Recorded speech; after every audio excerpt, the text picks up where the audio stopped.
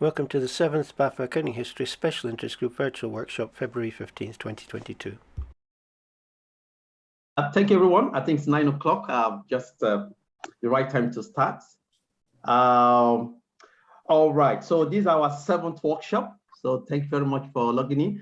I will just briefly introduce the program, and then I will let Katish to introduce the presenters. I hope you all have the schedule, but in case you don't, let me just share my screen so that you look at what we're doing today. So we have quite a few presenters from Japan, which is very good. And we'll be having discussant as well, question and answer, and then short break. We hope we're able to have this break. Hopefully, if there is interesting discussion going on, you can always have this break while we're still having the discussion. So hopefully we hope to finish at about 11 a.m. Okay, but feel free to stay behind because the discussions usually carry on after the workshop. So I will hand over to Takesh, please, so that he can introduce our speakers, our first speaker this morning. Okay, yes, very good morning to you, everybody. So, okay, little bit, let me introduce Japanese researchers today. So, we've got today, so 3 researchers from Japan. So, at first, Ryoko Shinoto, her topic is bookkeeping educational contents, gendering of Japanese women's accounting rules. And secondly, so Professor Sadaharu Takeshima, so his topic is the origin and the development of sorted events approach in terms of Japanese researchers. And then finally, so Professor Tsunehiko Nakamura, so his topic is origin of accounting standard for R&D cost in Japan. So really, yes, fascinating thesis here. So of course, good opportunity for us, Japanese researcher, to boost the exchange between BAFA member and Japanese accounting history member. So really nice opportunity. Thank you very much indeed. So and then so Professor Tsunehiko at the moment, coincidentally, so he's in London as a sabbatical leave. So that's why yes, he also has good opportunity. So anyway, yes. That's all about my introduction. Okay, thank you so much. And so it would be great. Yes, thank you so much. Okay, Matt, thank you so much. All right, thank you. Thank you very much. Thank you. All right, so we'll call our first presenter now. You can share your slides, please. Okay. Yeah, thank you. Thank you for this opportunity to share a bit of Japanese accounting history with you. And today I want to briefly introduce the influence of bookkeeping educational content in the gendering of Japanese women's accounting roles, or Japanese bookkeeping education for women, not as something that occurs in a far Asian country, Eastern country, but within the scope of how British women's bookkeeping roles influenced Japanese women's bookkeeping educational contents during the late 19th century Meiji era in Japan. For this, I want to start today's presentation with a quick outline about the Meiji era educational system, then come to paper's purpose and methodology. Following this, I would like to introduce the contents of bookkeeping education for women at secondary level government-run schools or public school, in comparison to that at private institutes, both within the scope of British influence.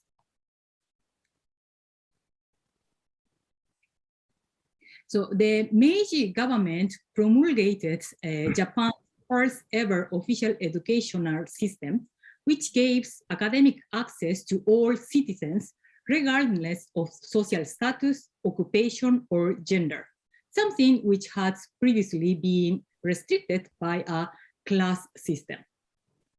The Meiji era was the period when a push to change accounting techniques from Japanese bookkeeping recording to Western-style bookkeeping, both in practice and at school habits.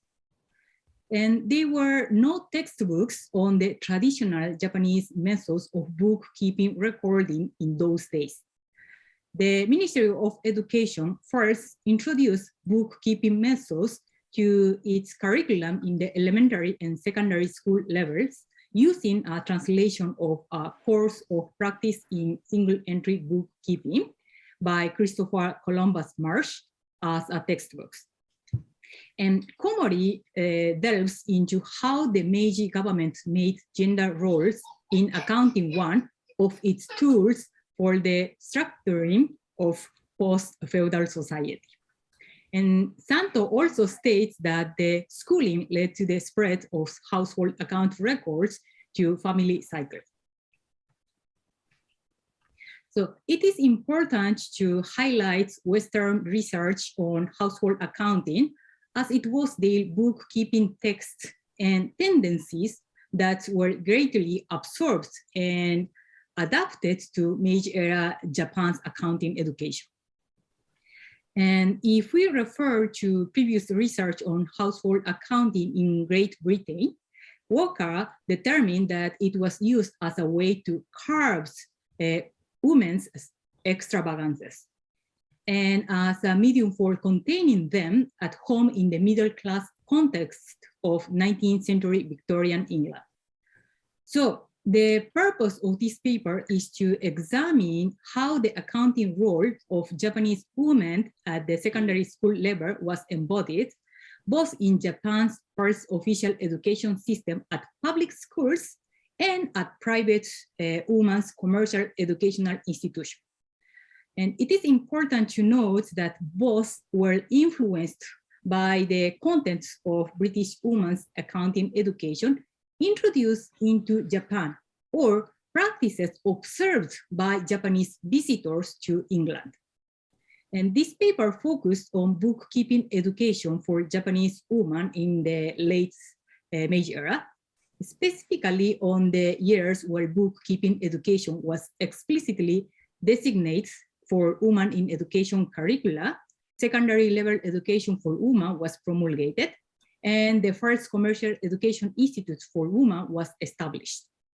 Thus, in conjunction with materials on the history women's education theory, this paper's research was based on bookkeeping textbooks from a period in history when bookkeeping in Japan was explicitly included as content in the education system focused on girls.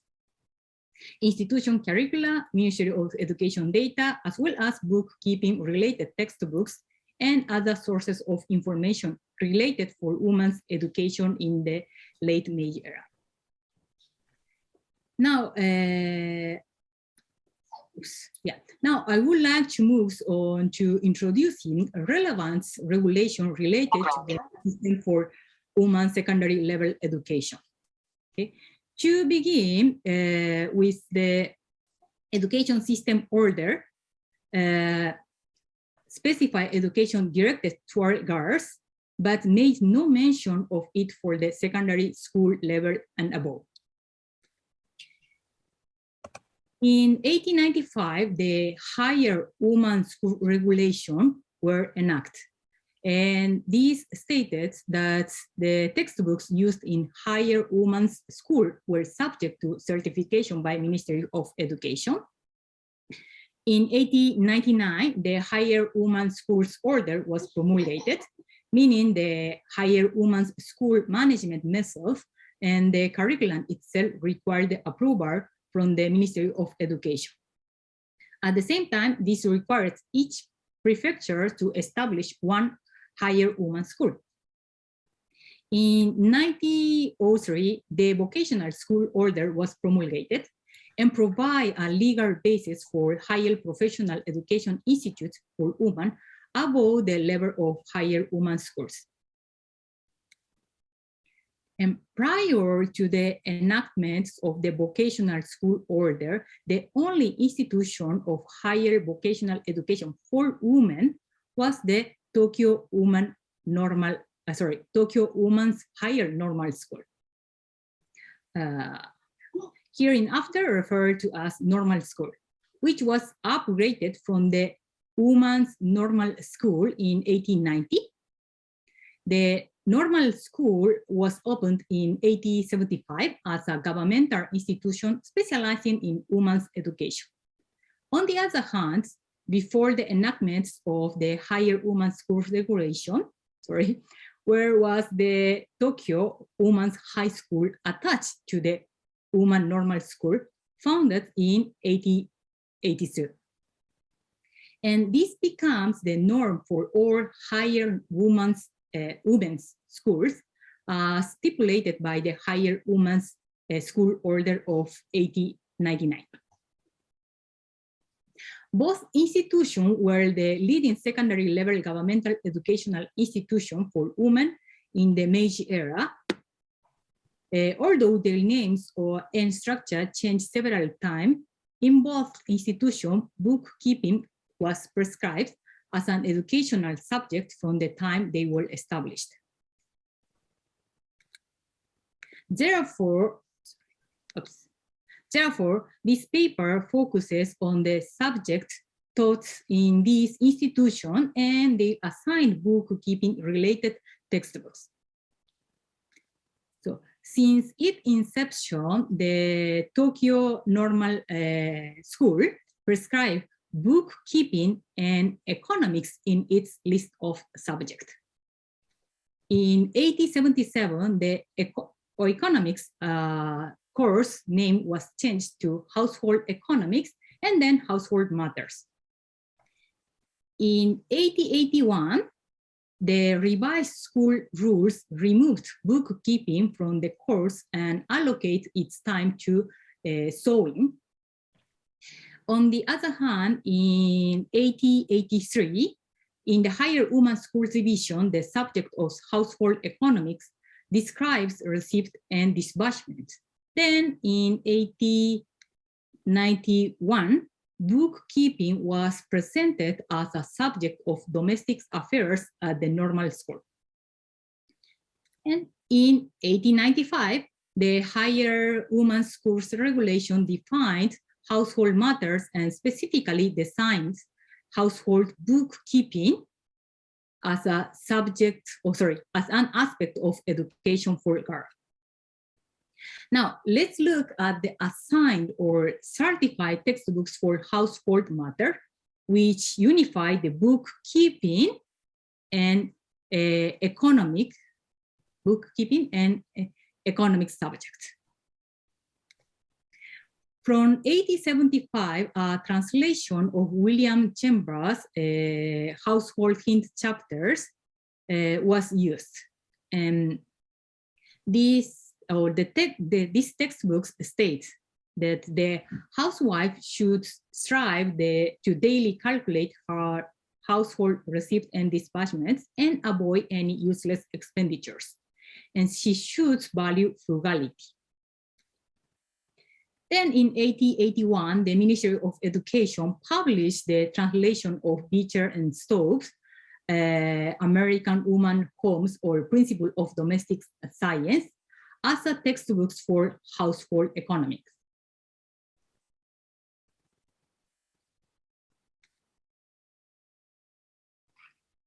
And these two textbooks translated by the Ministry of Education were faithful translation to the original text.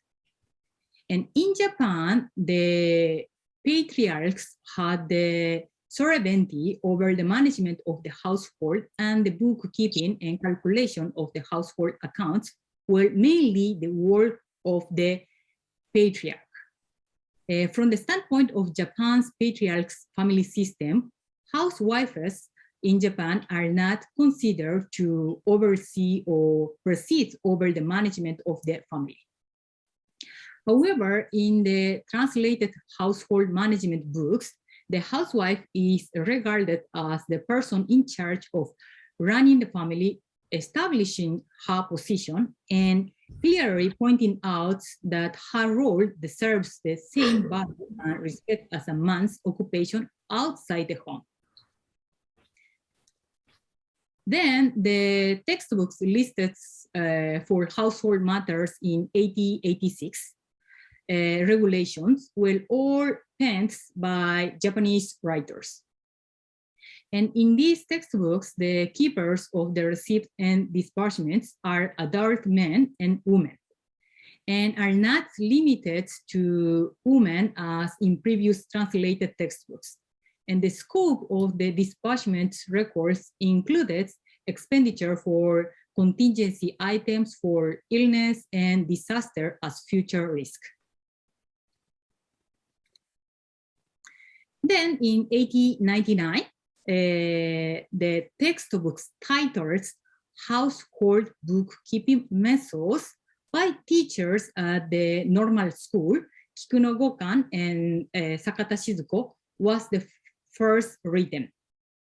The characteristics of these textbooks is that it is titled Household Bookkeeping as a textbooks for higher women schools. And these books explain that the purpose and benefit of household bookkeeping are to cultivate economic thinking and lead the family prosperity. They then go on to explain that the woman, as the manager of the family, should make a list of the goods and property owned by the family in a uniform manner. They also criticize the custom of leaving the management of money to the head of the household and suggested that women should oversee domestic affairs to free husband from the hustle. So beside these textbooks, the existence of another household bookkeeping textbook certified by Ministry of Education to be used for higher women's school was confirmed. The household examples given in these higher women's schools textbooks were those of a few upper classes family.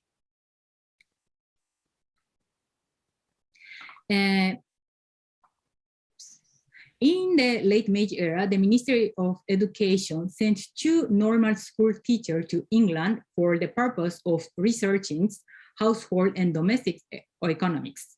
Both reported that household economics faculties did not exist at British universities, and that it had been suggested to them by the locals that said subject was more associated to people of lower social economic status and thus not worthy of study.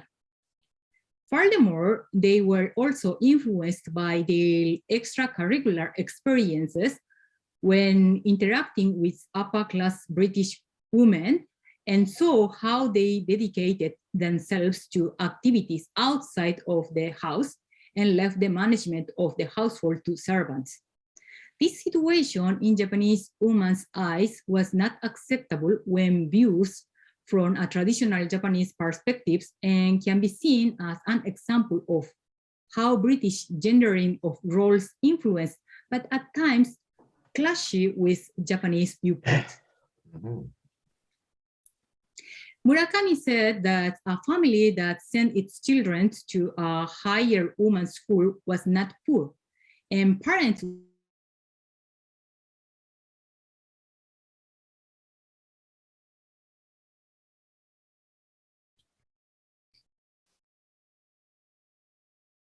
Yoko muting at the moment. Sorry. Again, so the point is that the graduate of higher women's school became wife of elite salarymen with an educational background. Now moving on. Now moving on to bookkeeping education for regards in the private sector and its intersection with accounting education in the UK.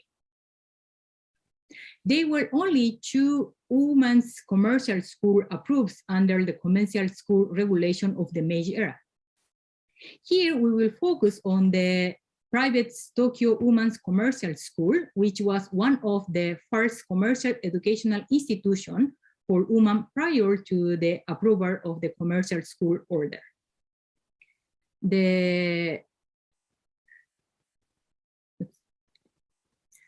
The founder of the private Tokyo Women's Commercial School was Kaetsu Takako, a female born into a family of feudal lords. She was highly praised for her performance in the preliminary study course at the private institute, and after entering the main course, she became a teacher of the preliminary course. In 1889, Tsuchiko Kinshiro, Kaetsu's economics teacher, returned to Japan from the London branch of Seikin Bank. And as a souvenir from England, he gave Kaetsu a bookkeeping book, a bookkeeping stick, and a set of blank and red inks. The meaning of this gift was later explained by Kaetsu's adopted son in the following manner. In London, there were many women working in society, and even amongst the bookkeepers of companies and banks, they were women. The time will come when Japan will be like that. In order to do so, they need to learn bookkeeping. Kaetsu's son went on to describe his mother's reason for creating a commercial school for girls as follows. She was convinced that women would start to do office work in company, and women would also start to run their own businesses, and what they will need then will be economic knowledge. In 1803, with the help of the principal of the Tokyo High Schools of Commerce and her former teacher Tsuchiko Kinshiro, Kaetsu Takako established the Japan Women's Commercial School by renting the daytime building of a night commercial school run by a Tokyo Imperial University professor. In the Women's Employment Guide at the time, it was introduced as teaching appropriate subjects to children of merchant families who wish to enter the world of commerce.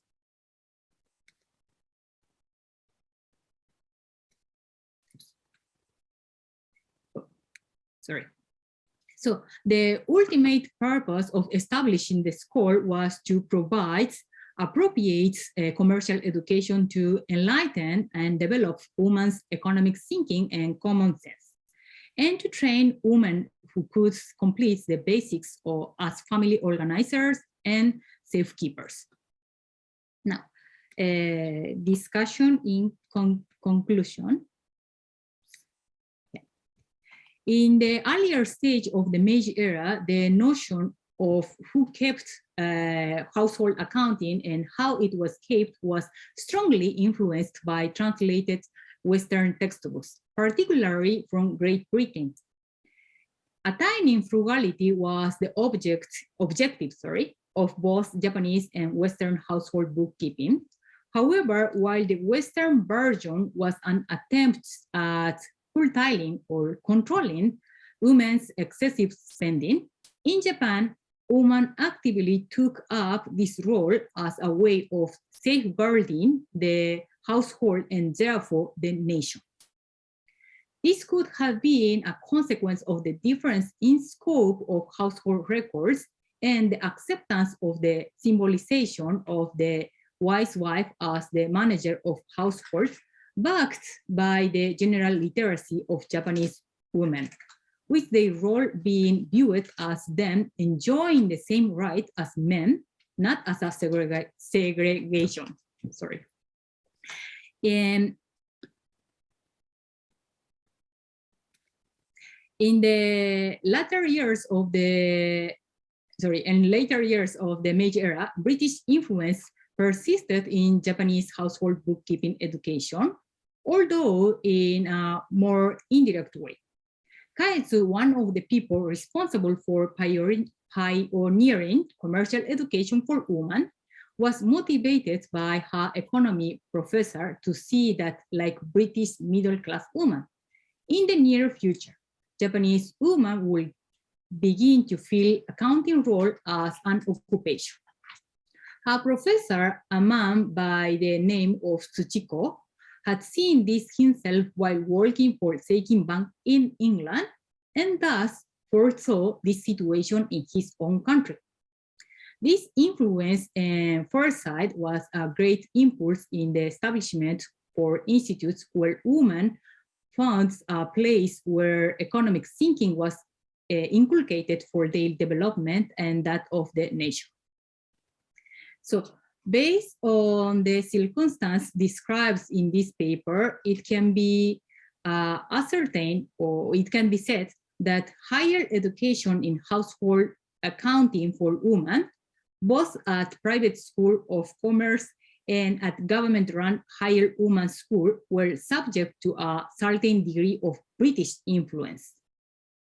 However, it must also be emphasized that such influence was not total, and that it came hand in hand with Meiji-era Japanese interpretation of what was written in textbooks and seen during actual visits to Great Britain, and how that all meshed with the Meiji government's own agenda, as well as with Japanese people's ideology as on accounting gender roles for men and women in the household and the workplace.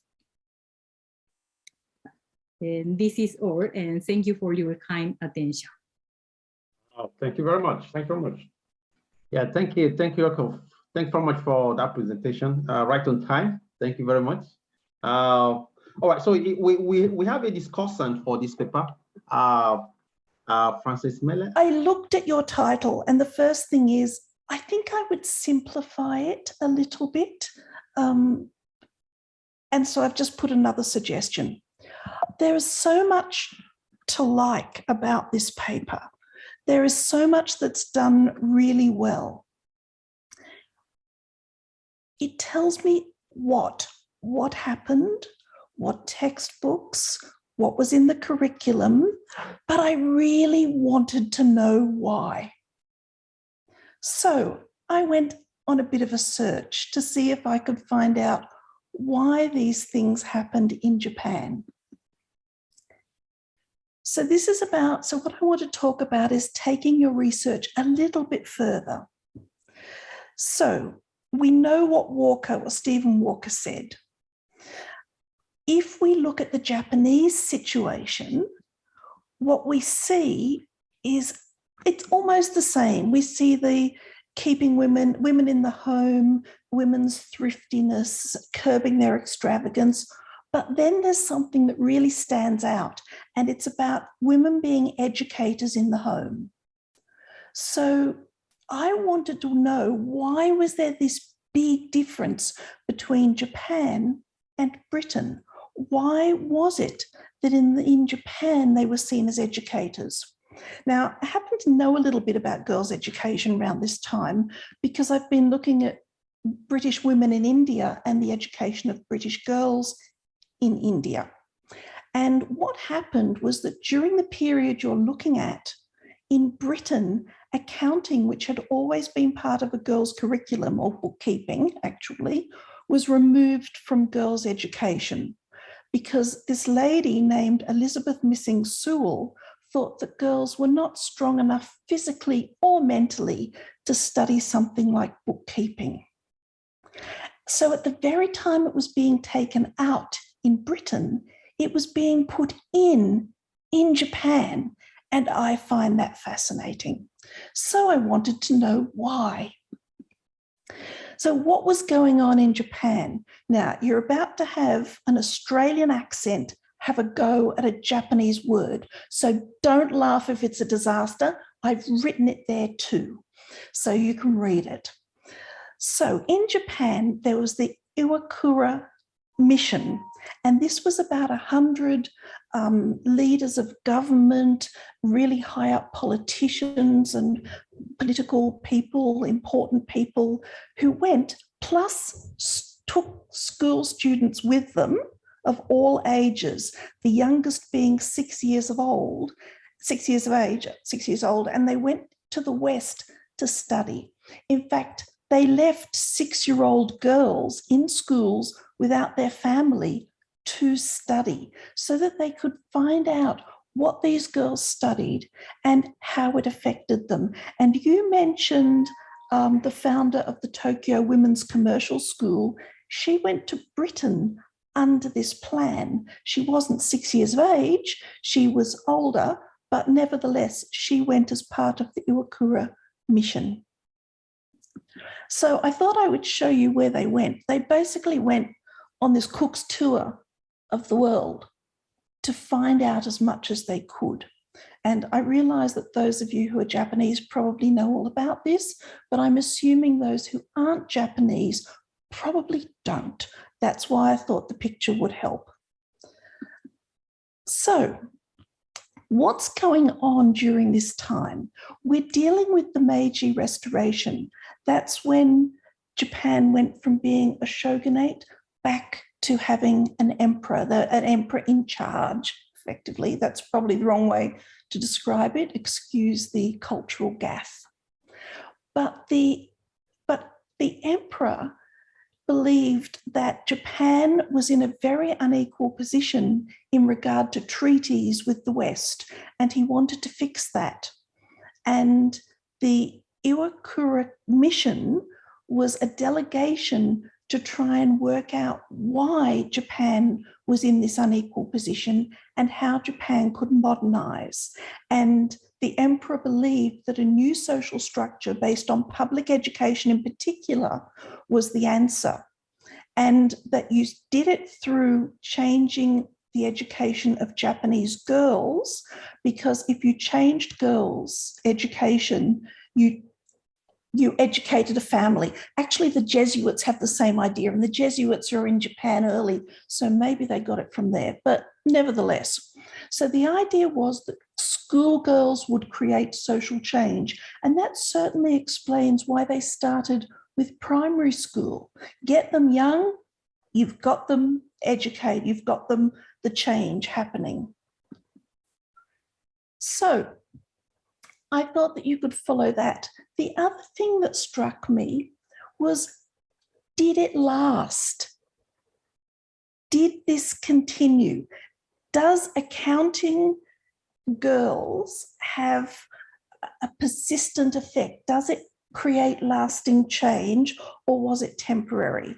And the thing that made me think about this was your former Prime Minister Shinzo Abe, and his Abe economics, and his buzz term, woman economics, where he was trying to change the position of women in Japanese society in a whole lot of different areas. And so we know that certainly when Shinzo Abe was Prime Minister, the position of women in Japanese society was an ongoing political and social issue. I mean, you know that a lot better than I do. I'm sorry, I have to interrupt you. Sorry, you just have the last minute if you want to conclude. Yeah, I don't even need a minute. It's going to be less than that. All right. So what I think you need to look at is that women didn't retain power, the power that was envisaged by the Iwakura mission. And why was that? And were there social factors? Were there other dynamics going on there? I think you need to take it beyond facts to something set in society that's going to appeal to international readers as well when it's published. That's it from me. Thank you very much. Thanks. That's very helpful. Yeah, I mean, frankly, if you have some notes you want to Pastor Iroko, please do send it to us. And we'd actually already discussed this by email. Oh, that's good. Excellent. We could take a few questions. There are some comments, additional comments. I understand where your why came from, and also thank you for giving the historic background. Yeah. Right. Just a very short answer. I think it lasts until current Japanese gender in matters. Thank you. Good. All right. So we've got okay, Richard, please comment. We have 2 minutes. Yes, very interesting indeed. I think it would help Westerners to know a bit more of the general context. So you tell us about women, but what were men being taught? Do they also learn accounting and bookkeeping, or is that regarded as something beneath their dignity? The commercial school, how high were they aiming? Just to be clerks and bookkeepers, or to be what we would call accountants? What was the social stratification of the accounting occupation? And I guess the last question would be, in your map of the voyage of the Discovery group, what about the US? I mean, by the end of the 19th century, the US was developing accounting education quite remarkably, including in universities. Did the US have any influence on the Japanese perception? Obviously, in recent times, the US influence is probably much bigger than any other. Well, those are very vital comments there. I'm sure Yoko is taking some notes. Yeah, I saw Ian. Ian wanted to comment before I pass to Karen. Thank you, Matt.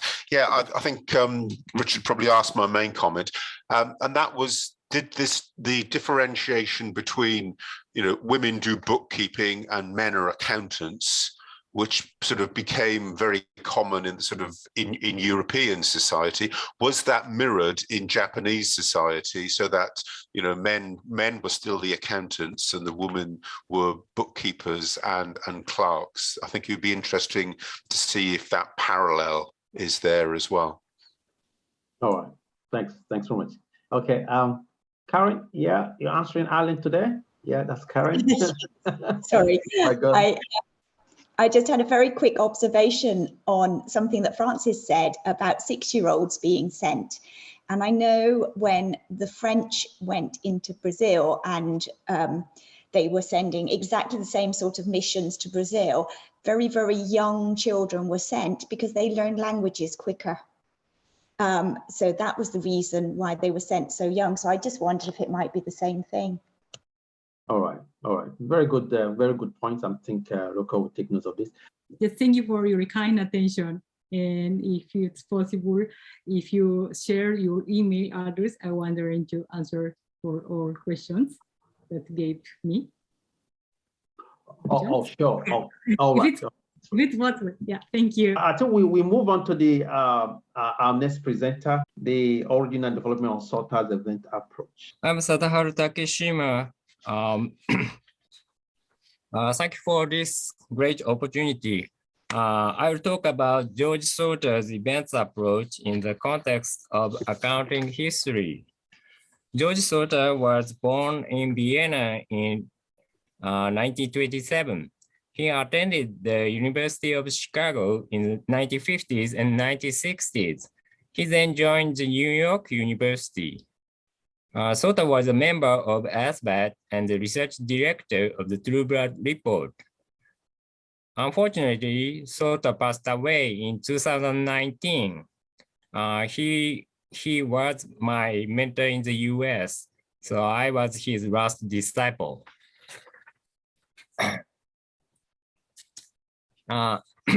Events approach begins with Sauter's influential paper titled An Events Approach to Basic Accounting Theory, published in the Accounting Review in 1969. Although this article was a short paper of only 7 pages, in this paper, Sauter made various suggestions for traditional accounting theory and practice. One of the suggestions is the use of multi-column financial statements. Multi-column financial statements provide users both cost and value information to enhance their decision-making.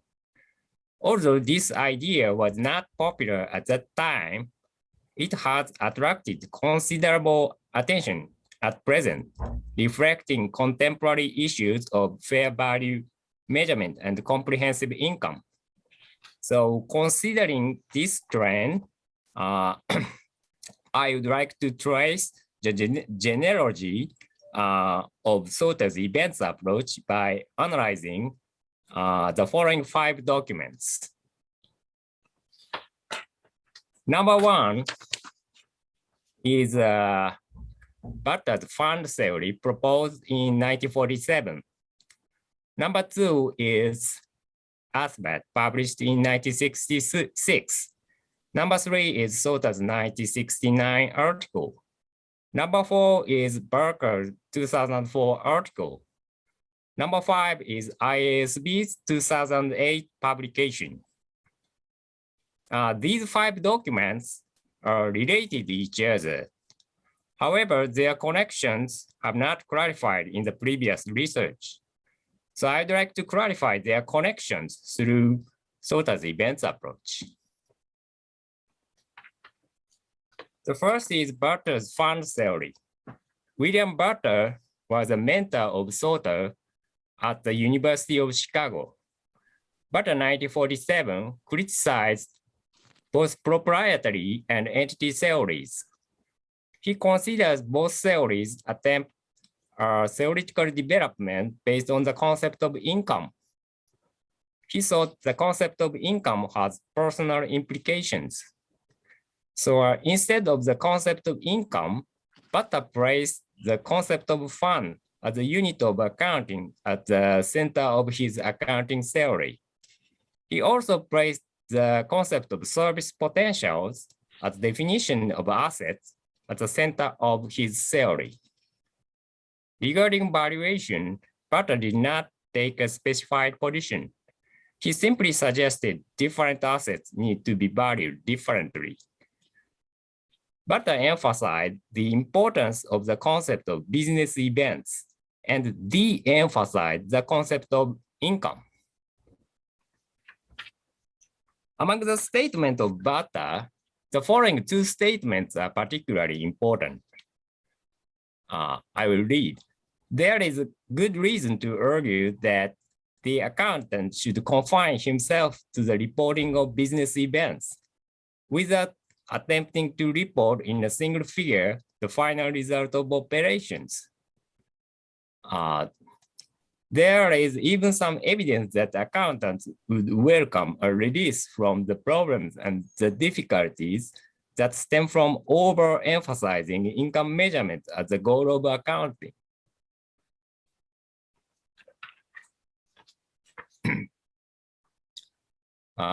The operating report should show all the detail that is now considered good practice and more.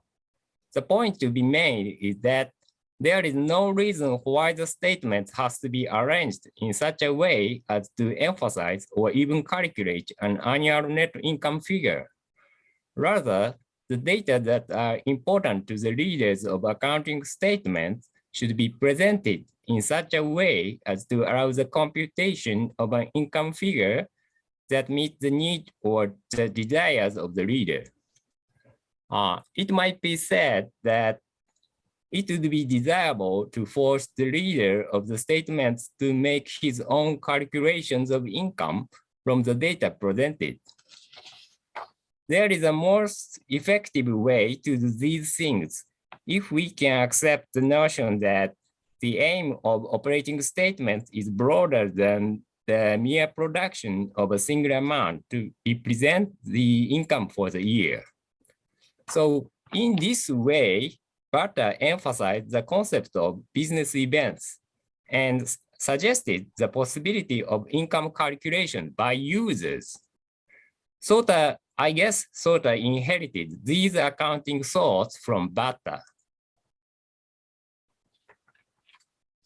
The second subject is Asbat. Sota was one of the 9 members of the Asbat committee. Asbat defines accounting as the process of identifying, measuring, and communicating economic information to permit informed judgments and decisions by users of the information. According to Asbat, as different users require different information, providing both together rather than choosing either historical or current costs would be more suitable. To achieve this goal, Asbat advocated two-column financial statements that provide historical and current cost information for each of the items on the balance sheet and income statement. As you see, this is the Asbat balance sheet. Balance sheet has two columns, historical cost and current cost. And this is the income statement. Similarly, the income statement consists of two columns of historical cost and current cost.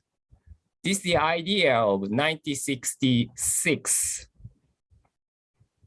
Sota agreed with the idea of these two-column financial statements. However, he was not satisfied with Asbat's explanation to advocate this form. Thus, Sota proposed his events approach to justify the two-column reports. This is the origin. So, Sota referred to the traditional view of accounting as the value approach and distinguished it from the events approach. The value approach is the idea that users' needs are known, and accounting theory allows us to calculate the optimal input value for the user's decision-making model. On the contrary, Sota states, proponents of the events theory suggest that the purpose of accounting is to provide information about relevant economic events that might be useful in a variety of possible decision models. This is a function of accounting at one level removed in the decision-making process. Instead of producing input values for unknown and perhaps unknowable decision models directly, accounting provides information about relevant economic events that allows individual users to generate their own input values for their own individual decision model.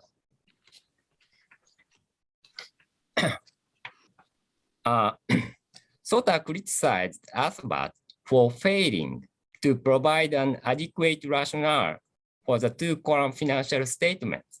He concluded that this is because the majority of the committee were advocates of the value approach. Sota focused on Asbat's description that historical cost information represents market transactions, and current cost information represents the effects of market transactions and environmental changes. And since market transactions and environmental changes differ in measurement errors, manageability, and materiality, it is necessary to report these events to users separately. So Sota argues that this is the rationale for the two-column report presented by Asbat. And moreover, Sota argued that the column of historical costs contains events other than market transactions, and claimed that the two-column report of Asbat can be expanded to more than two. Indeed, he implied five-column reports.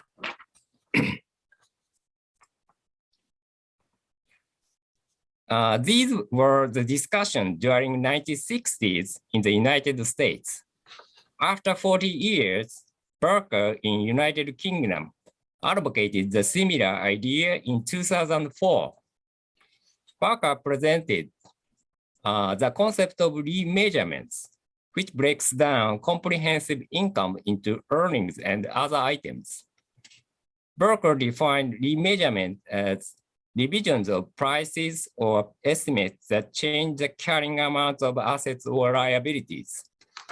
Remeasurements includes all the items that have relatively little predictive value, such as PP&E impairment, reevaluation, and disposal gains and losses. Barker argued remeasurement items need to be reported separately from items that have much predictive or feedback values. To achieve this goal, he separated items in the comprehensive income into remeasurement and others, and proposed a two-column income statement model. And this is the model. In case of ASBAT, historical costs and current costs were used as headings for the two columns. In contrast, Barker used the terms of before remeasurements and remeasurements as headings for the two columns. Barker argued that the two-column income statement clearly showed the effect of a mixed attribute accounting model consisting of cost and fair value. It highlights and helps analyze the effect of the subjectivity of measures included in the reported financial performance. Moreover, Barker argues that the increase in the use of fair value measurement in accounting is facilitated by the shift in the purpose of the income statement from income measurement to presentation of its components.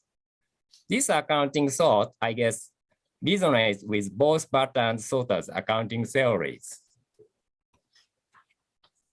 Number 5 is the latest document regarding multi-column reporting.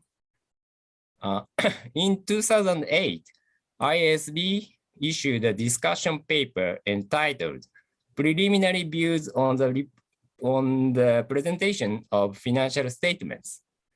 This study has many similarities with the publication of ASBAT, Sauter, and Barker. IASB stated, the existing presentation of information in the statement of comprehensive income often frustrate users who in their analysis want to distinguish remeasurement gains and losses from other accruals and from cash flows. To overcome this issue, IASB disaggregated comprehensive income into 4 types of accounting events. Category B includes all cash flows except for transactions with owners. Category C includes depreciation and amortization.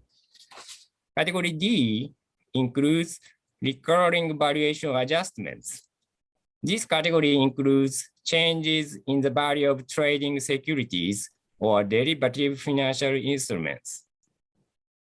Category E includes non-recurring valuation adjustments made only after certain events have occurred. This category includes impairments of goodwill and currency translation adjustments.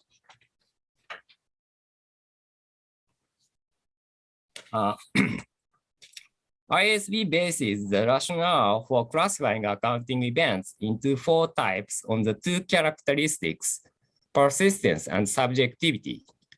Persistence functions as a subordinate concept of subjectivity. Cash flow is considered to have the highest persistence. Accrual items are less persistent than cash flows. Remeasurement items are not considered to be persistent. To disaggregate these 4 types of accounting events, IASB proposed 3 alternatives, Table 3, Table 4, and Table 5. Table 3 is reconciliation of cash flows to comprehensive income. This statement reconciles cash flow statement with comprehensive income, disaggregating accounting events into 4 types. This is the first suggestion. And the second is Table 4. Table 4 is a statement of financial position reconciliation. This statement is a breakdown of the 4 types of accounting events based on the items in the statement of financial position. This is the ISB's second idea. And third one, table 5. Table 5, the statement of comprehensive income matrix breaks down the components of comprehensive income.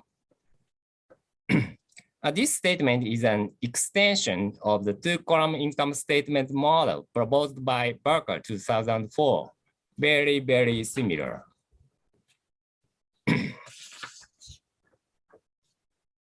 Okay. This study reviewed 5 documents regarding multi-column reporting. Both Barter and Asbert influenced Sauter's events approach. Sauter proposed the events approach as an alternative to the value approach. He argued that the purpose of accounting is to provide information about relevant economic events to users. Both Barter and Asbert, Barter and Sauter emphasized the concept of events and de-emphasized the concept of income. As one of the implications of the events approach, Sauter proposed multi-column financial statements to report different types of accounting events separately. He inherited this accounting thought, this aggregation from Barter. But Barker in UK presented the concept of remeasurements.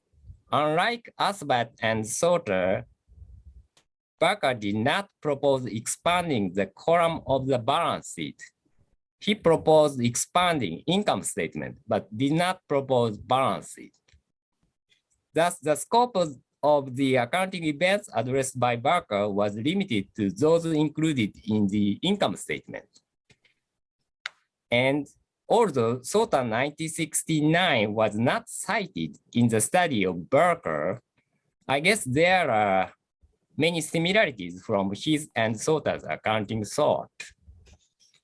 And finally, ISB 2008 classified accounting events based on persistence and subjectivity. Unlike that of Asbert, Sauter, and Barker, the proposal of the ISB is currently limited to the form of notes. However, the breakdown of the balance sheet and the income statement from the viewpoint of accounting events is very similar to the multi-column financial statements proposed by Sauter. And finally, it looks like after 2008, ISB is not making any progress about multi-column financial statements.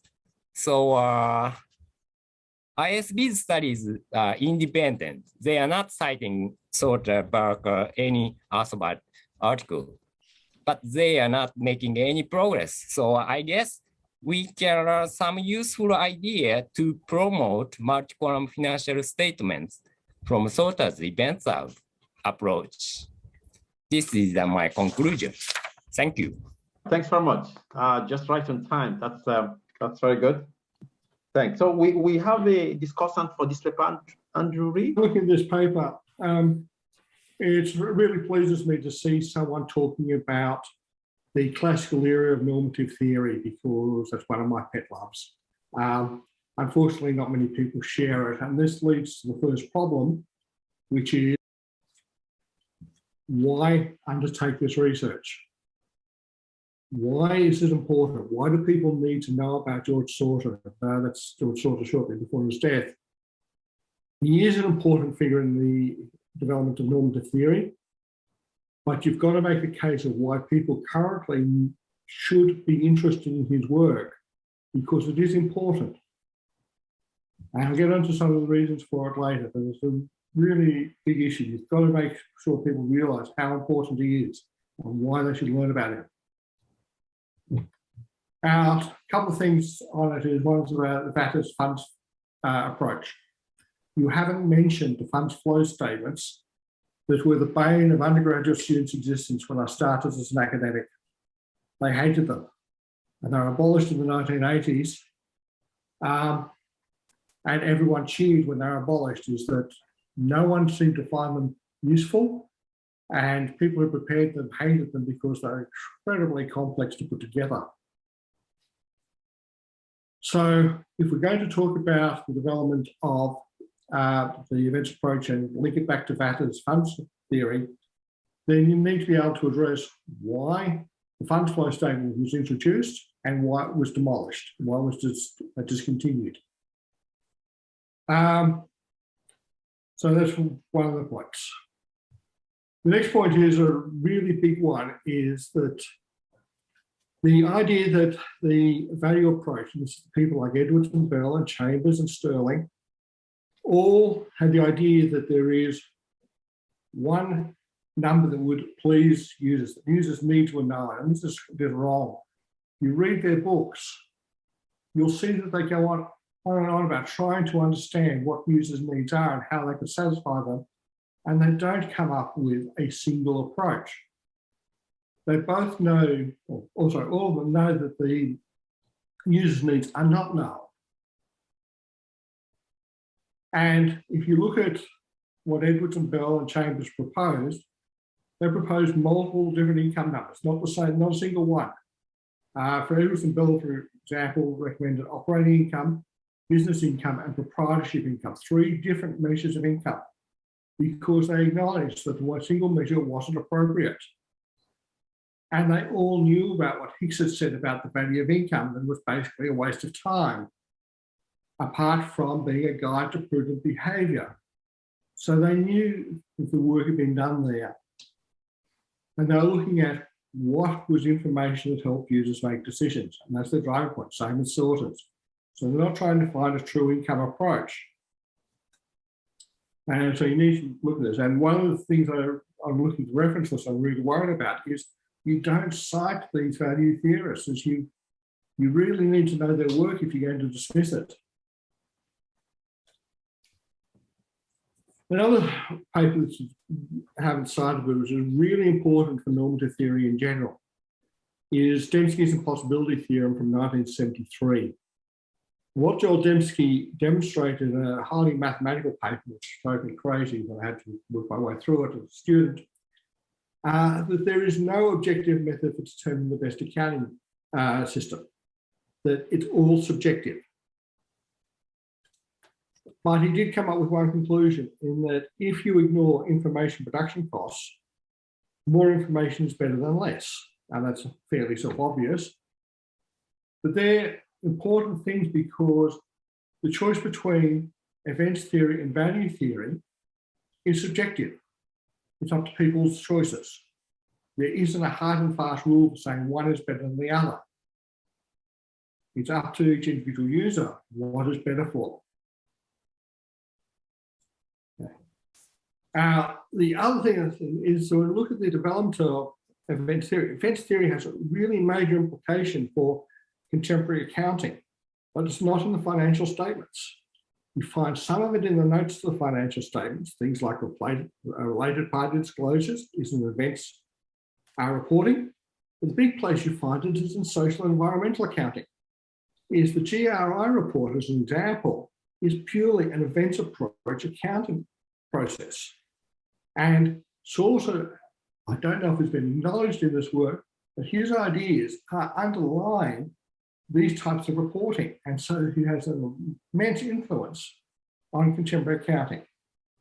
So those are my ideas about what you can do to make this paper a lot stronger. Okay, thank you.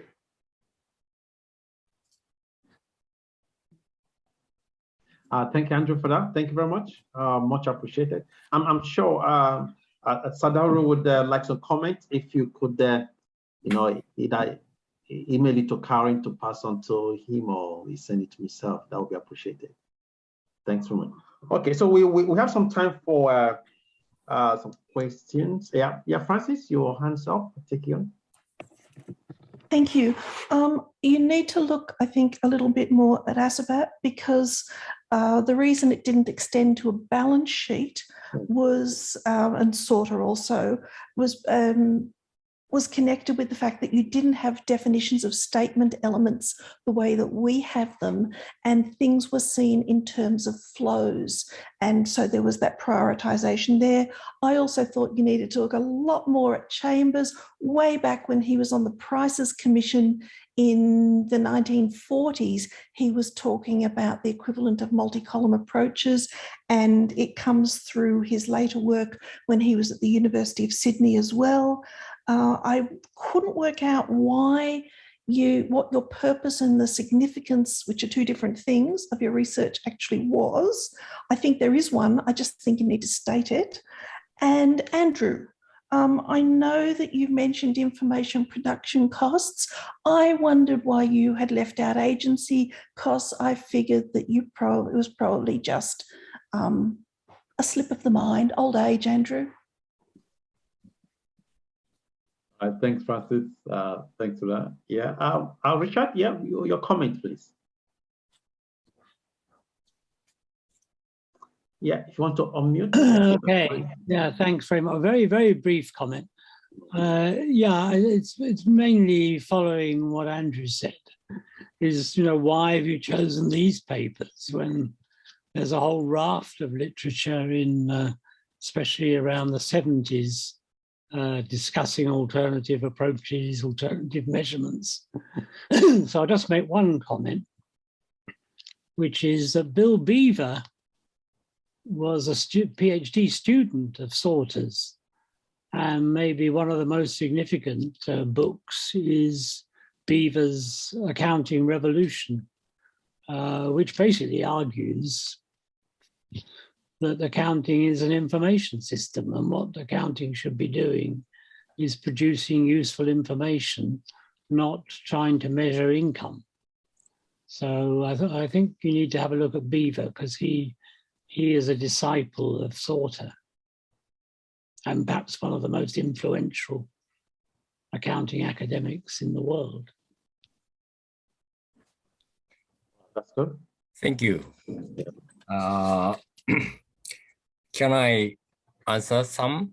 Please go on, Sadura. Okay, thanks for many opinions, advices, and comments. I can't answer all, but I will consider well. Well, I will answer some of them. First is Andrew said fund theory, but Barters fund theory is not related to fund flow statements. This is a misunderstanding many years and even now. His theory is a fund theory, termed fund theory, but it's not related to fund flow statement. So this is a confusion from the beginning, that's not the point of the paper, so I will leave it out. And Edward Bell and Chambers, I agree, but I disagree about Chambers. Chambers, Sauter said he belonged to barrier approach, Sauter against barrier approach, because Chambers preferred exit value of assets. And Sauter's idea is using both costs and values. So there is a big difference from Chambers' theory and Sauter's theory. I couldn't clarify the point, but there's a big difference. And that point is Sauter trying to say. And Dembski and Beaver, I agree. And yeah, there are many suggestions about multi-column reporting. So I didn't write about why I chose these 5 documents, but so I need to clarify these. But I'm just wondering, ISB's workers after 40 years, 2008 or 2004, they are independently proposing similar ideas. I'm wondering why they are proposing similar ideas repeatedly. And accounting theorists proposed, but they didn't accept. But now they are proposing on their own. So I would like to understand that meaning. So I started tracing their genealogy. Thank you. All right. Yeah, I get that. Always two sides of the argument in these sort of theories, isn't it? All right, good. So we just any other comment? Salaharu, Christopher will correct me if I've got it wrong, but I think Barker worked for the IASB, or was it the ASB, for quite a long time. He was the ASB, but at a time when they were basically going backwards and forwards. So who he was technically employed by is probably less important. But certainly from talking over the years to Richard Barker, he is somebody who believes that the sort of turning the back on normative theory has been a big loss. Yeah, that's right. So it's not that the ISB's ideas are independent of Barker's ideas. Right. One is reflecting the other. I don't know which, but yeah. Thank you. Yeah, that's right. He was a member of ISB. There's more recent stuff too, there's a paper by, what's the man's name at Columbia? Penman? Penman. Yes. Right. I don't know whether, Richard, you remember, but there was a paper presented at the AAA conference in San Francisco, which we both attended, which was by a student of Penman, and it yes. Sorter specifically, I think. Yes. So Penman and Barker, as Christopher says, have recently attempted a justification for an approach to measurement and remeasurement. I mean, I think it's rubbish, but there we are. Can I ask you a question? Yeah, sure. I wondered whether you are familiar with people like with Sterling and I'm very familiar. Sterling, Chambers, Edwards, Bell, I read all. And I chose Sorter's theory. That's my... I think it's fine to choose a theory, but you need to explain why that theory is the one you've chosen, and you need to be able to distinguish the others and explain why you are rejecting them or haven't considered them at all or whatever. You need to make that really clear. Right. You are very right, and I agree. I need to write about distinction between, but yes, very difficult. But I mean, it doesn't take a lot to say it, but I think it is really important that you show that you recognize that there are these other approaches, other theories, and you then explain why you are going with a particular theory over the others. What is it that is drawing you to choose Sorter? I mean, I think you can do that, but you need to do that because otherwise any reviewer is going to crucify you on that point. Thank you. You are absolutely right. I will write. Thank you. Thank you very much. My paper is not developed well, so I need to think about how to... All papers that are presented at symposia are not developed well. That's why we're presenting them here. Right, very right. Thank you. You're most welcome. Good morning or konbanwa. I'm Tsunehiko Nakamura. I appreciate the opportunity to make this presentation today.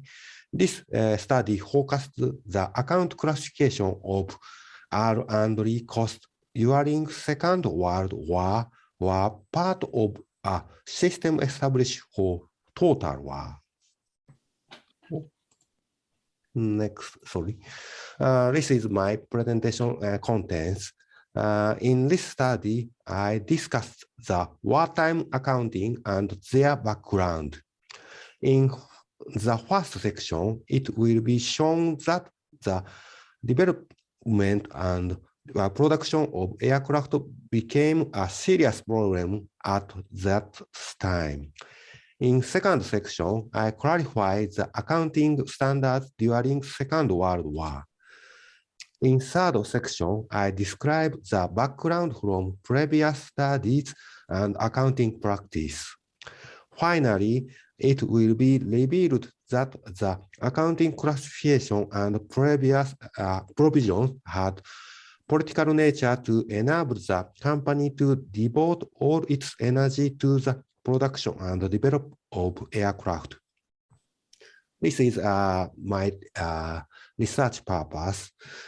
Japanese accounting for R&D codified the capitalization of R&D expenditure, balance sheet presentation categories, and amortization period during the Second World War.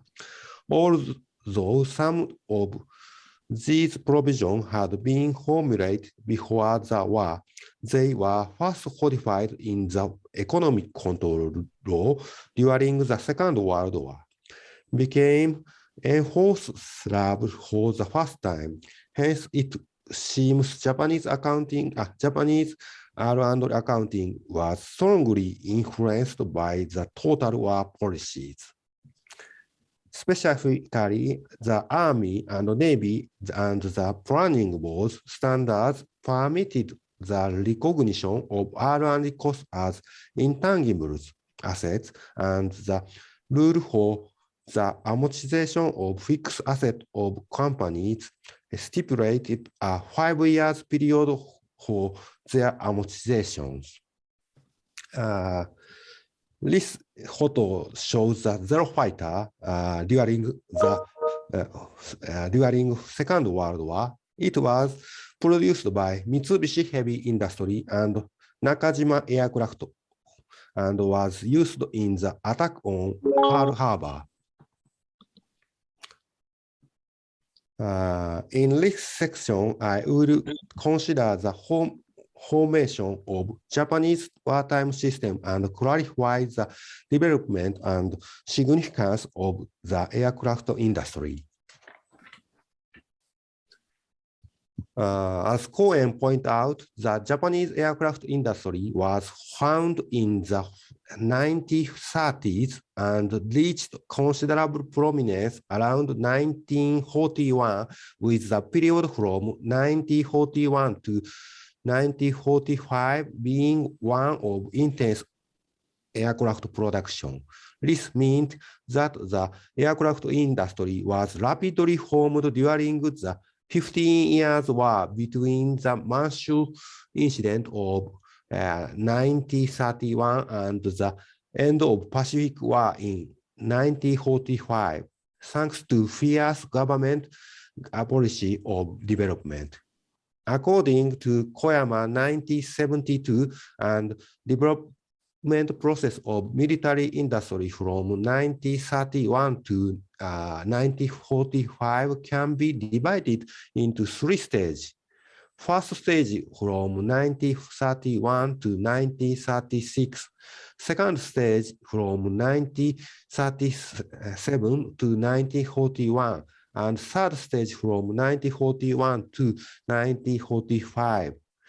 And what was development of the aircraft industry during this 3 stages of 15 years war? This one. Amount of aircraft production. The table shows the production of aircraft during 15 years was period. As can be seen from the table, aircraft production expanded rapidly in the 1940s and up to 1944, with a sharp down in aircraft production in 1945 due to bombing raids on urban areas. The aim of securing high national defense and absolute defense zone. The aircraft industry developed rapidly under the strong protection and control of government and military. In particular, government and military implemented a series of measures to expand aircraft production. risk concentration in the aircraft industry played a role to some extent in increasing aircraft production and led to the post-war Japanese supplier system.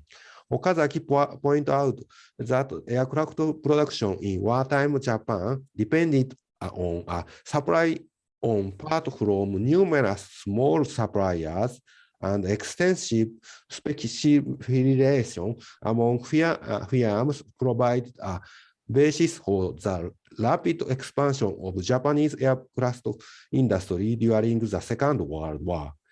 This experience during the war led to supplier systems that characterized the post-war Japanese automobile industry. The impact of total war on accounting, it can be said that recording experiment research costs and development costs as intangibles fixed assets was created in the total war system in the wartime economy. The recording of experimental research costs as intangible assets was carried out for the purpose of encouraging aircraft development. The recording of development costs as intangible assets would have the aspect promoting the company's extra organizational cooperation for the purpose of expanding aircraft production. In this way, the classification of account was also used as part of total war system. Accounting standard in this section, Japanese accounting for R&D costs were first codified in economic control law during the Second World War, as like national mobilization law or company account control directives became enforced for the first time.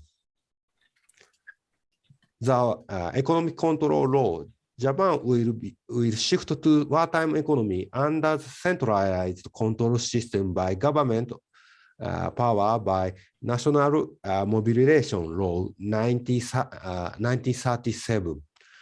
It was necessary to measure the decrease of production cost by promoting rationalization and efficiency of management and to attach appropriate profit as a measure to achieve risk.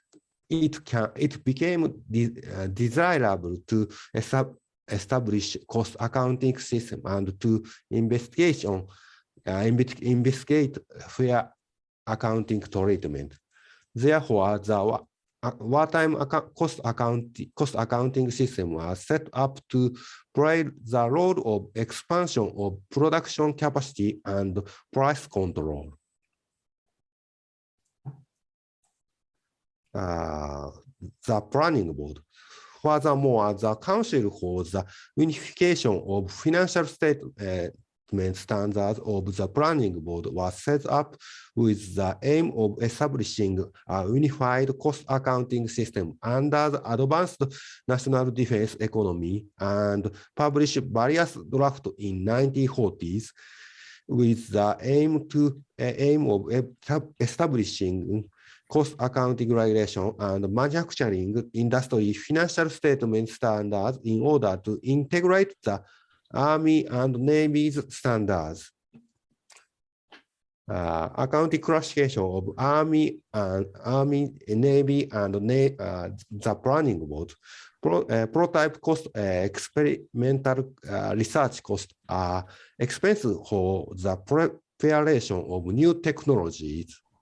Development cost is expense for creation or improvement of the management organization or the opening of new markets.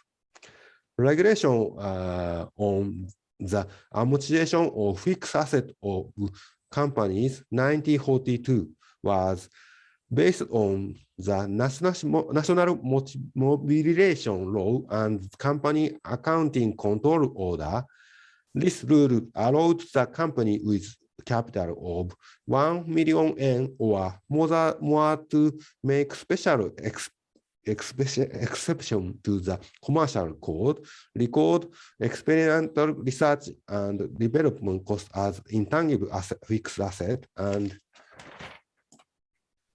set the period of amortization at 5 years.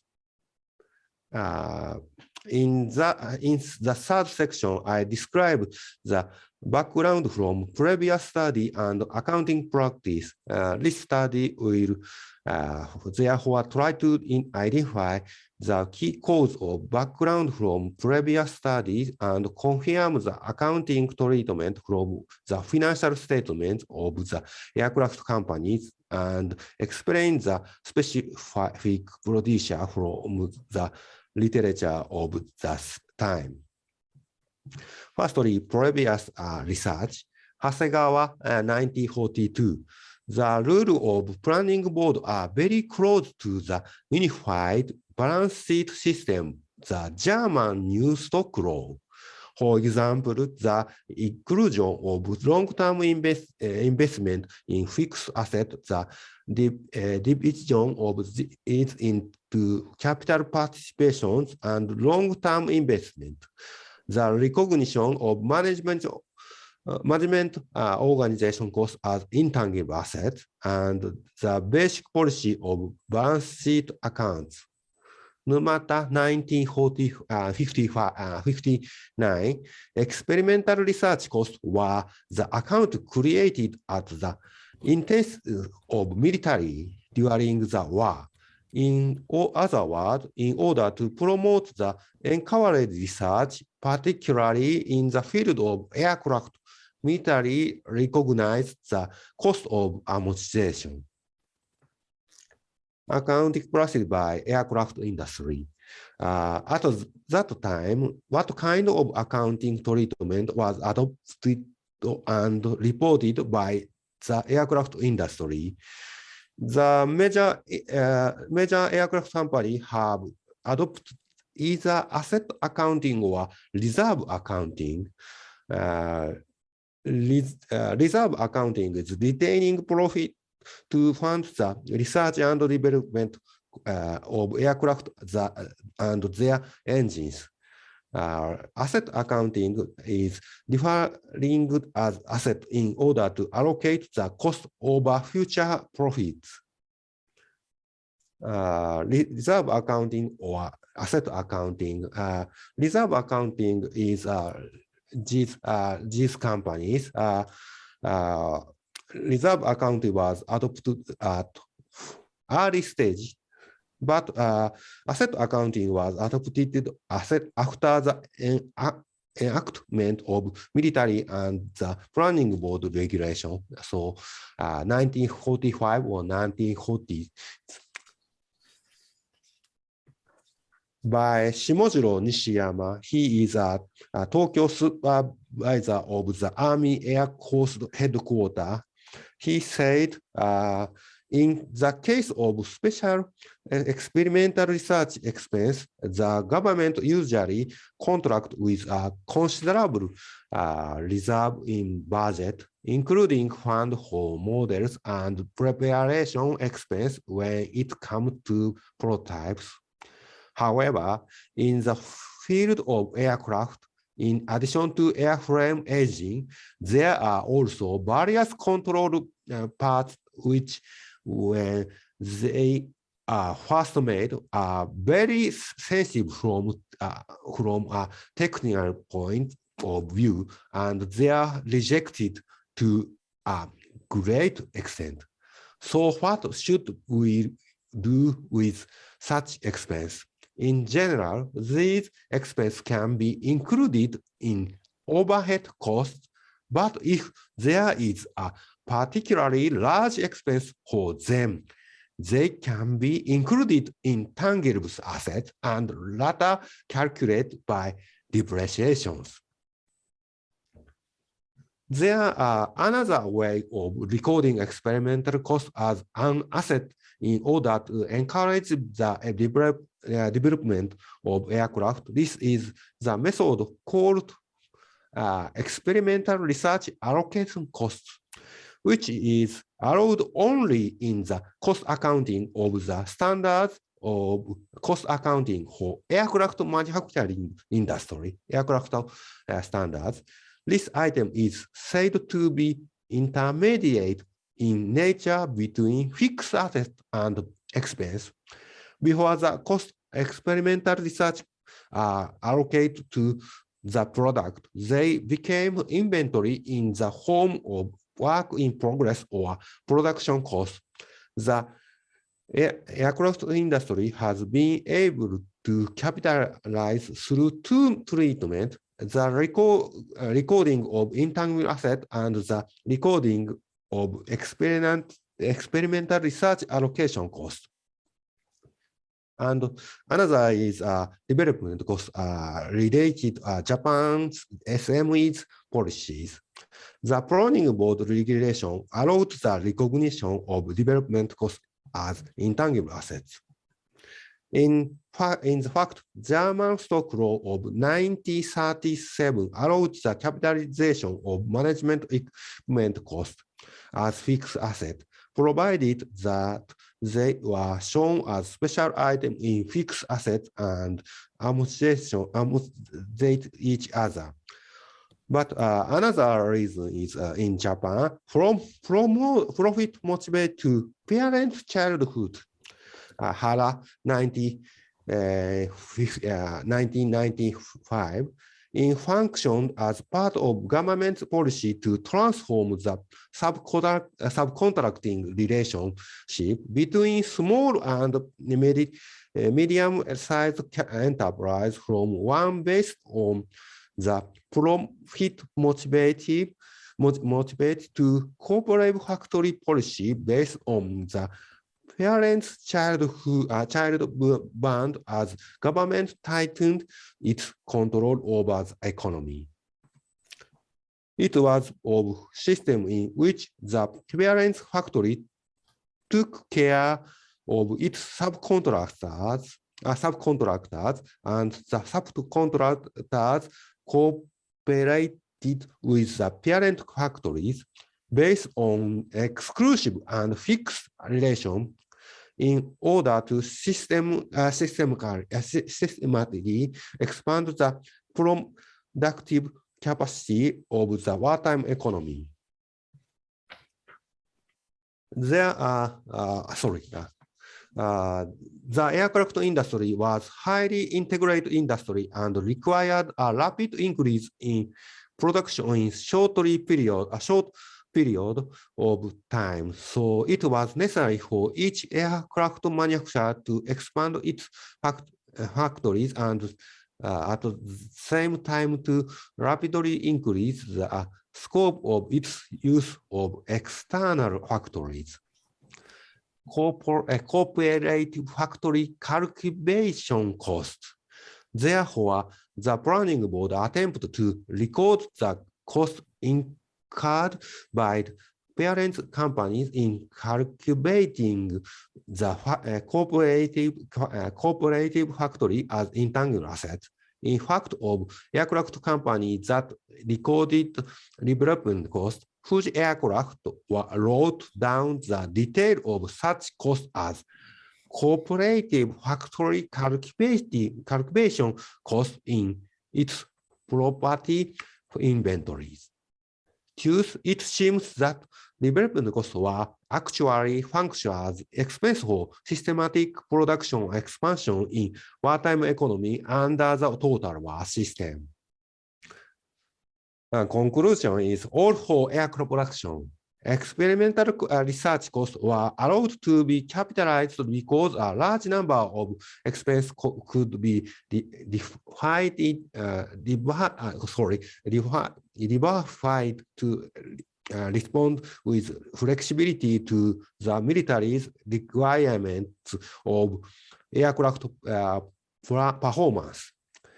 Development costs were allowed to be capitalized because small and medium-sized companies were challenged to make their relationship with subcontractors more like parent-child relationship. Parent company was permitted to capitalize development costs in the name of fostering child companies. This is my presentation is overview. Lower side is politics that total-wise very basic. To expand aircraft production with the aim of securing high national defense and absolute defense zone, and politics are the purpose of encouraging aircraft development, and the purpose of expanding air production, and to meet performance required of military aircraft. So this account created in Second World War. Finally, concluding remarks. Farnell and Chawastick's 2015 point out political nature of accounting and show accounting was used strategic and in ways that benefited some at cost to others.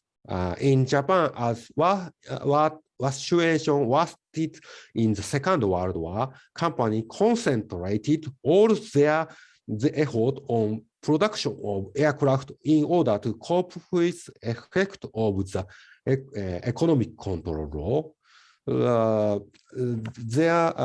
These efforts remained for a long time in classification of experimental research and development costs. Japan's accounting for R&D cost is also use accounting as political tool as part of country's economic policies. This is my presentation is final. Thank you. There's your attention. Thank you. Thank you. Thank you very much. Thank you. Thank you. Thank you very much, Nakamura. Thanks very much. Especially keeping to the time. That's very, very helpful. Right. Okay. This paper was actually a little bit different, I thought, from the presentation that was presented just now. The presentation actually had a very different order from the paper.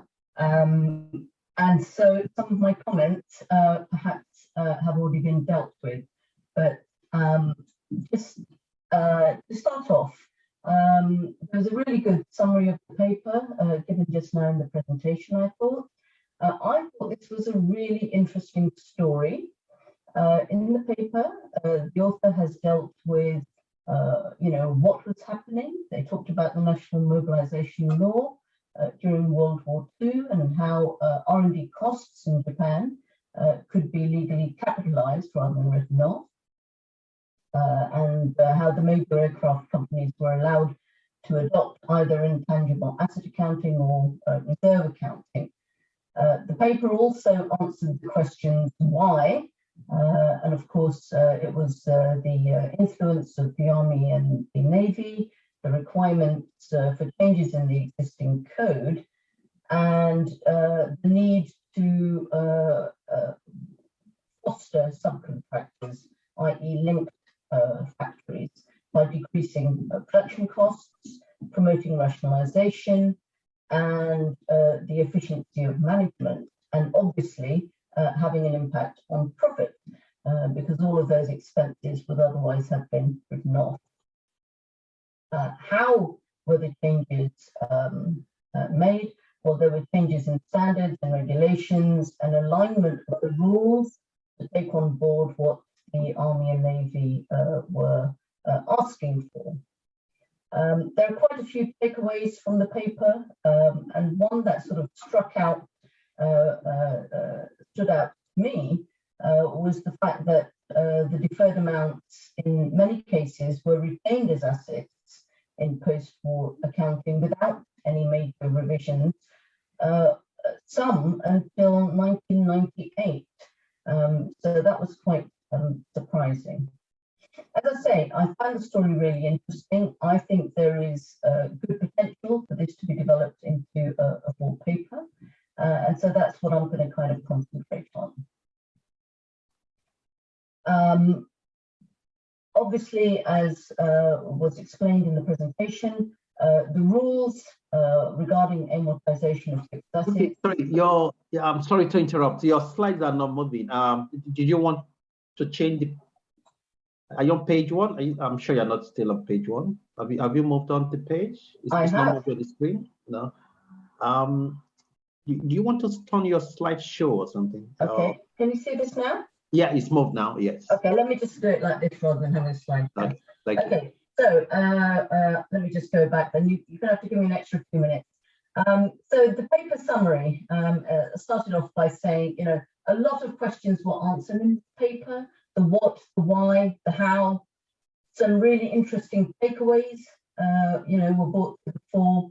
And I thought it was an interesting story, and it's got good potential for development into a paper, which I guess is the objective here.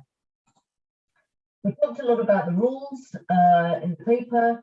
They applied companies to large companies with a capital of over £1 million yen, and they were allowed exemptions from the commercial code with regard to experimental research and development costs, obviously allowed to capitalize them.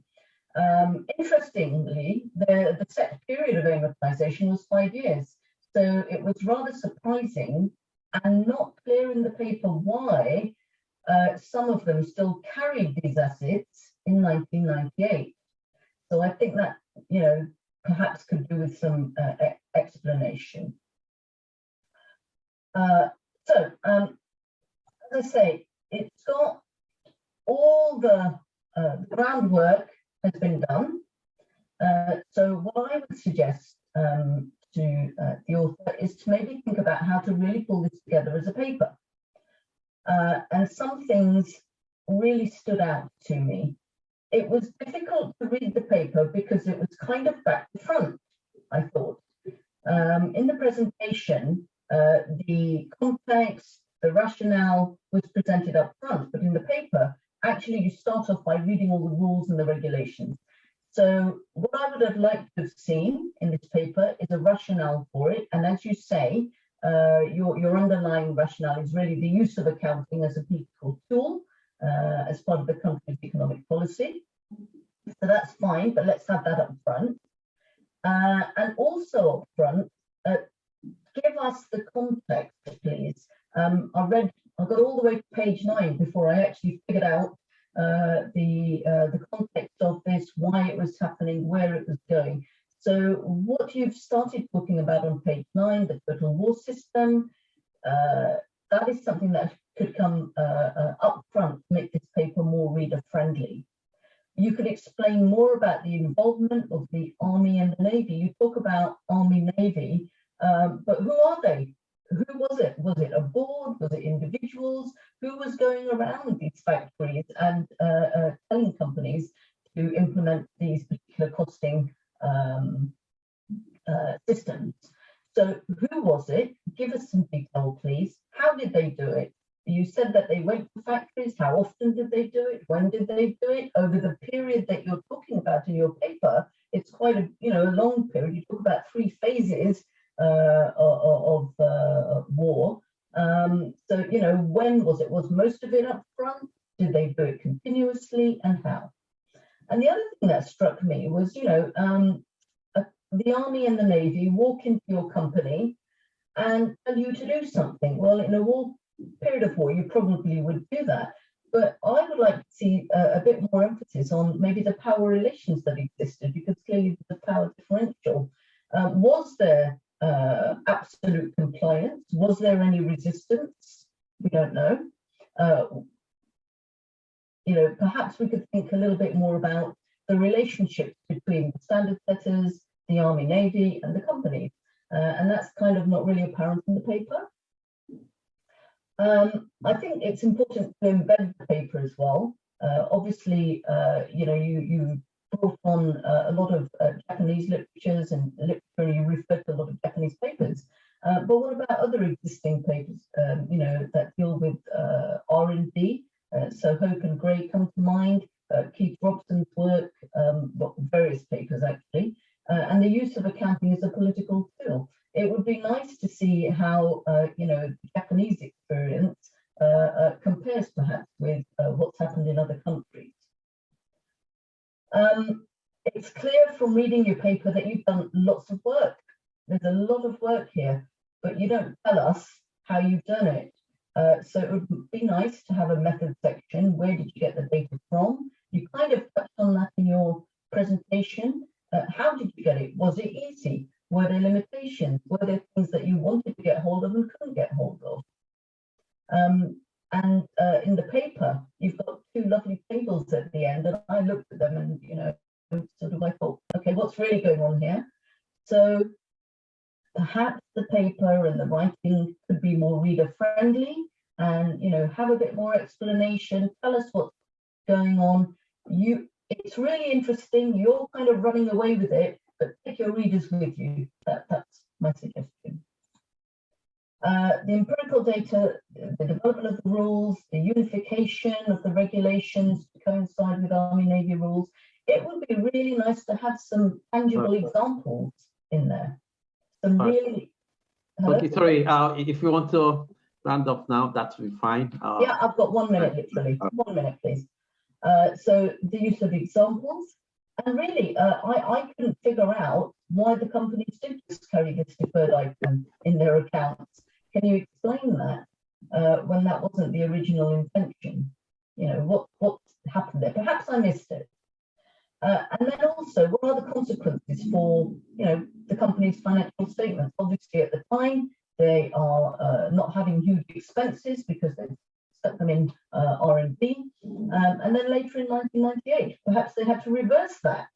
So what happened? What were the consequences of this action? What were the consequences of for the government and the war effort? And in particular, lenders, investors, and even producers of financial statements, because this is actually a form of manipulation of financial statements, isn't it?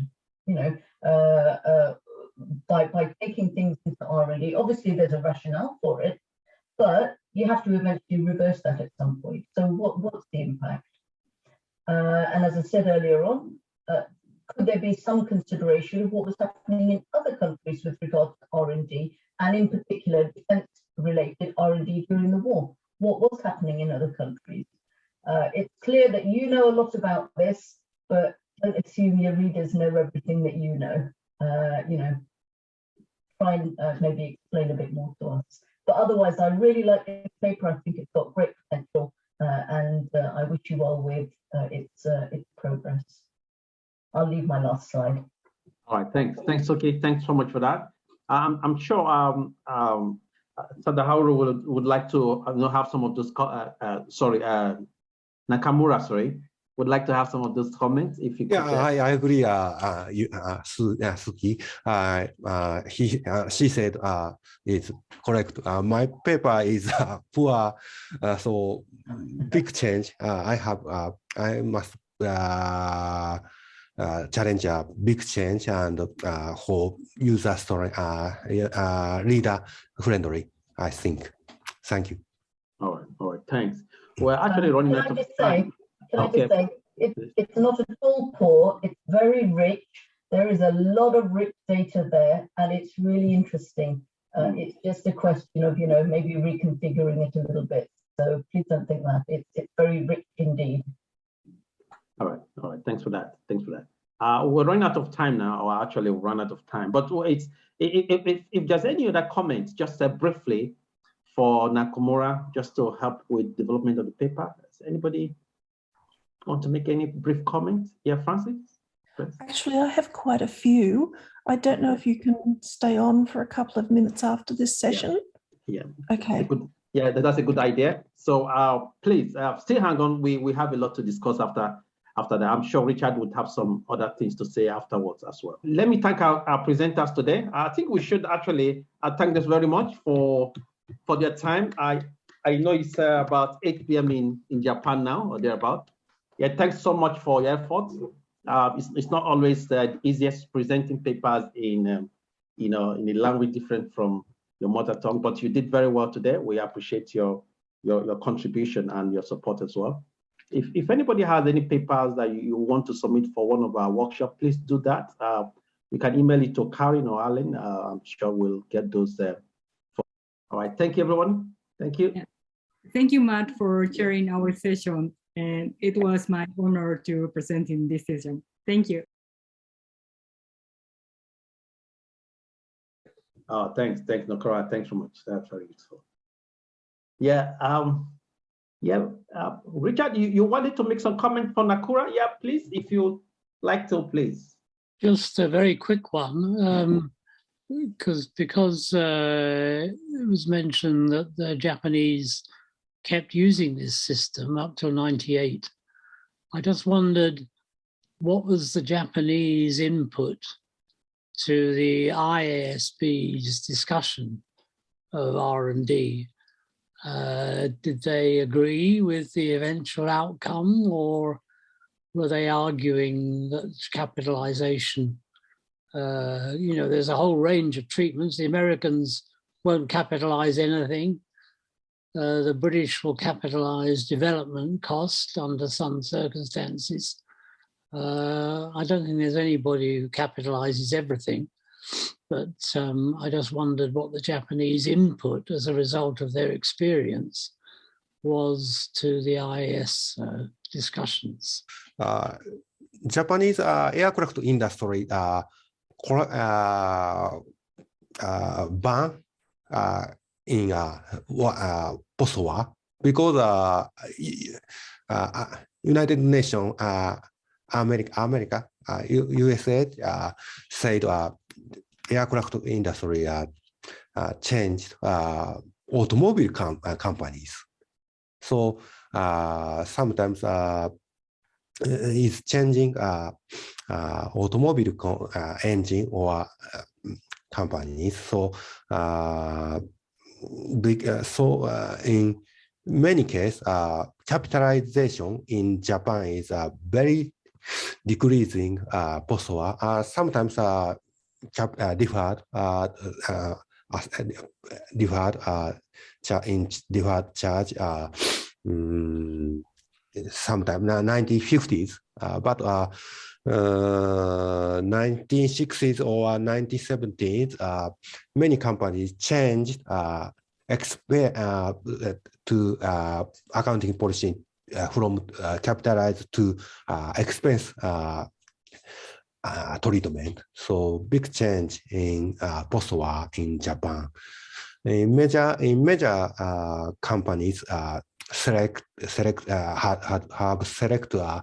expense treatment in Japanese companies. Yeah, thanks. I mean, massive aircraft production during World War II was a common feature. It wasn't just Japan. I mean, the British were building aircraft as fast as they could. The Americans are presumably building aircraft as fast as they could. The Germans were building aircraft as fast as they could. Do we know anything about whether accounting was a tool in the government policies there? Would be interesting to know. Yeah, Francis. I have a few comments.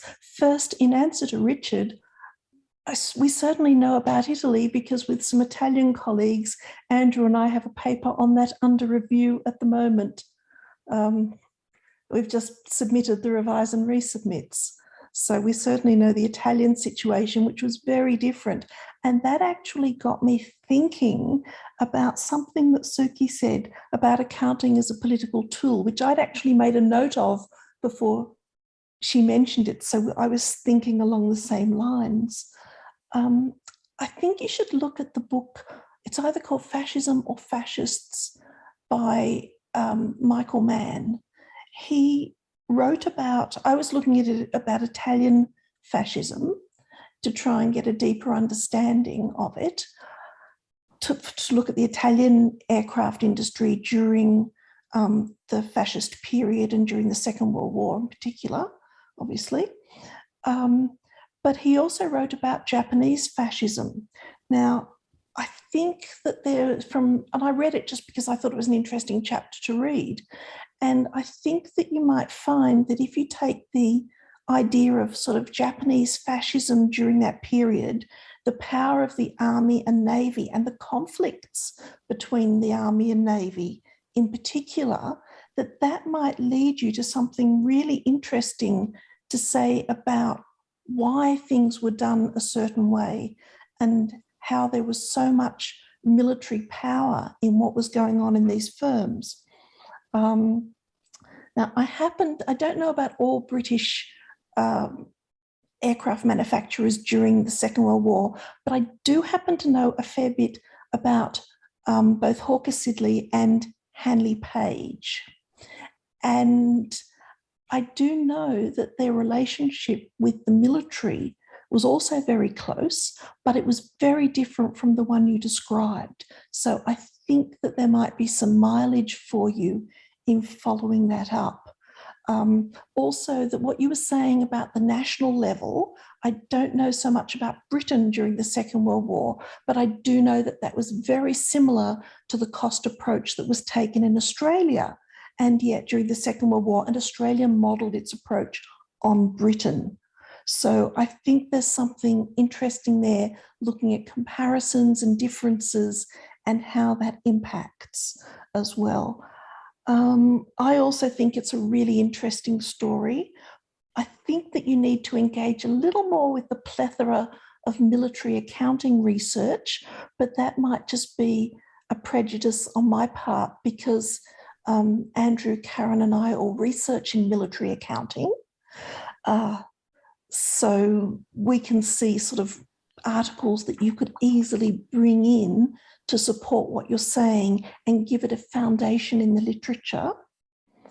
But it's a fascinating story, but I think if you can locate it within the social and political framework of what was happening, you'll find a really interesting theoretical model in Japanese fascism, which will make it a much stronger paper. And if you have trouble finding the references, let me know. I'm sure there are many better ones in Japanese. I only happen to know the ones I've come across in English. I can just add into that there's a paper a couple of years ago by Phil Cobbin and Jeff Burrows that summarised military accounting history in Accounting History Journal. So I think it was about 2017, 2018, something like that. And there's a book by Warwick as well. And who else wrote it? Someone else. Warwick Fennell. I'd forgotten about Francis and Andrew's work with the Italian colleagues, but we did try to see if there is anything on accounting for military production in Britain in the Second World War, and we didn't really find much at all. So it looks like it's not just an interesting research issue in Japan, but it's a potential research issue in other countries as well. I mean, there's more, of course, on the First World War, because you've got all that literature around the work of Sheila Mariner some years ago, and looking at how accounting and costing were developed in ordnance factories in Britain in the First World War. I'm quite sure there must be incredibly rich materials of the National Archives, but I'm not sure if anybody's actually done it, even military historians. I read something years ago about GAF, which is Government Aircraft Factories in Lithgow in Australia, just outside Sydney. I can't recall the reference, but I'm sure I could find it for you. And I have a feeling that there was who was it? Someone did a presentation at Accounting History Review. Was it the conference or something? I'm pretty sure it was Trevor who did it. He was looking at Britain. Trevor Hopper.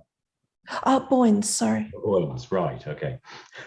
Wrong Trevor, sorry. I should have specified because, of course, management accounting, you would go, yes. Yes. Hopper, no, it was Boynes. It's been really nice to have a particular perspective, if you like, or not perspective, nationality with our workshop today. Actually, it's been really interesting. And 3 totally different papers to do with Japanese accounting. So actually, it's been a real real pleasure to attend something looking at Japanese accounting from 3 totally different ways, hasn't it? Yes, yes. I thought the variety of papers was something particularly good. One of the things that Tsunehiko is also researching while he's here is the stereotype of the accountant in Japan, and we've been talking about the way in which the woman's role in the household and the and the sort of connection with bookkeeping and accounting is quite important there. So that very first paper, I think, is something that I think we'll probably come back to and read with interest. Yeah, definitely. I got my Chinese accounting history students at the University of Sussex to look at that. And they were delighted because it meant looking at Chinese movies. And they found that the accountant in China was always male and always revered and always very serious and never a figure of fun. Now, I know that in English, there's a translation of a book, I can't think what it's called, a Japanese book that concerned someone who was the accountant or bookkeeper in a samurai family. And I believe it's well known in Japan. It's been made into manga and I believe a movie. Well, I think again that's something that Tsunehiko has concluded from looking at movies in Japan. I think that the accountant is generally presented as a serious figure rather than either a figure of fun or sort of green eye shade nerd. Although we do have other sources where the particularly after the Second World War, when there's an increasing American influence in Japan, where some of these American stereotypes like green eye shades and sleeve garters to hold your sleeves up and things like that. There are images of Japanese, not necessarily accountants that we would call, but more perhaps bookkeepers or clerks. You're muted, Ryoko. Tell us more. No, it's just something astonishing that I currently on the way to start the researching. It's actually in Japan. It started the CPA system after Second World War in 1945. But on one side we have the household bookkeeping for women, but when it started the CPA system after the third examination, it was the woman's how can I say? It's firstly, in the third examination, a woman gained the CPA certification and started to work in one of the very big Japanese accounting firms. I think at Ota Kaikei Jimusho. So I want to enrich more in that area too. Thank you. The stereotypes are very interesting in so much as they are so totally opposite to each other. Actually, it's really the gender and the idea. Because often you're completely right, accountants here are a figure of fun. And in the US, we're the boring bean counter types. That goes back a long way. Even if we look at Chaucer, we see that same figure of fun in the people who are doing the accounts, including a woman who did them.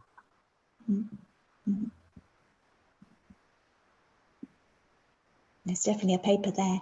Being written with 2 Italian colleagues.